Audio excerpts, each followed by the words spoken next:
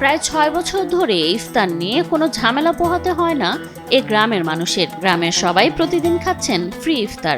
প্রায় ৫ শতাধিক বাড়িতে আমরা ইফতার দিই প্রতিদিন,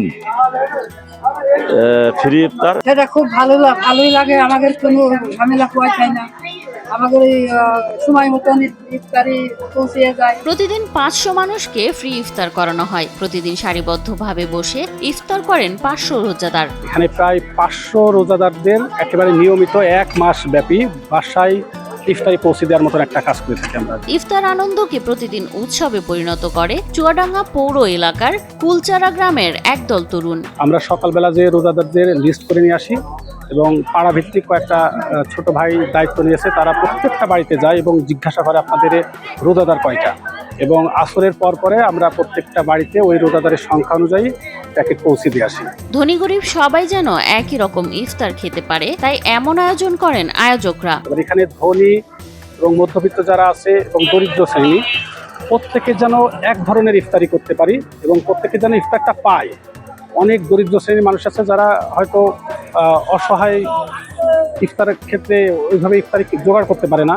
সেই কারণে আমরা মনে করি যে প্রত্যেকেরই ইফতারটা করা উচিত। আমরা মুসলমান, আমাদের সৌহার্দ্যপূর্ণ যে আচরণ, সেই জায়গা থেকে আমাদের এই উদ্যোগটা নেওয়া। ইফতারের সময় ঘনিয়ে এলে দেখা যায় এক অনন্য দৃশ্য। গ্রামের প্রতিটি মানুষ বসে অপেক্ষা করেন মাগরিবের আজানের। আমাদের গ্রামের প্রতি কাতা ছেলে পিলে বাড়ি বাড়ি ইফতার দিয়ে যায় সোনারা।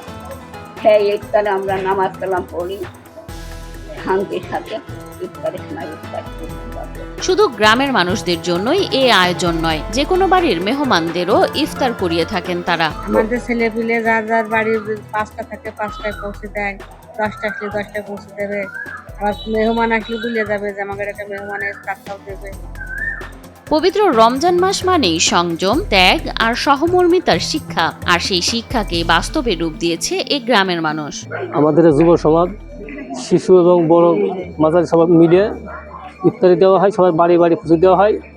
ইনশাআল্লাহ সবার উদ্যোগে এগুলো আমরা করি। ২০২০ সালে করোনার ভয়াবহ সময় থেকে শুরু হয় এই উদ্যোগ। তখন গ্রামের কিছু সৃষ্টিশীল মানুষের আহ্বানে এগিয়ে আসেন তরুণরা। সিদ্ধান্ত হয় গ্রামের অন্তত ১৫০টি পরিবারের জন্য পুরো রমজান মাস জুড়ে ফ্রি ইফতার পৌঁছে দেওয়া হবে। এ মহৎ উদ্যোগে সহযোগিতা করেন গ্রামের বিত্তবান ব্যক্তিরা। দেশের বিভিন্ন প্রান্তে থাকা এলাকার সচ্ছল মানুষরাও অর্থ সহায়তা পাঠাতে শুরু করেন।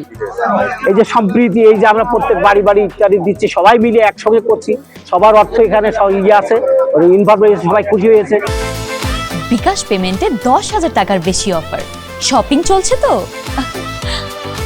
এখন প্রতি বছরই বিকেল হলেই গ্রামের বটতলায় জড়ো হন প্রায় ২০ থেকে ২২ জন তরুণ যুবক ও শিশুরা। ছোলা, মুড়ি, খেজুর সহ নানা উপকরণ দিয়ে তারা তৈরি করেন শত শত ইফতার প্যাকেট। এরপর সেই প্যাকেটগুলো পৌঁছে দেওয়া হয় বাড়ি বাড়ি। ফলে গ্রামের নারী সদস্যরাও ইফতার তৈরির বাড়তি ঝামেলা থেকে অনেকটাই মুক্তি পেয়েছেন।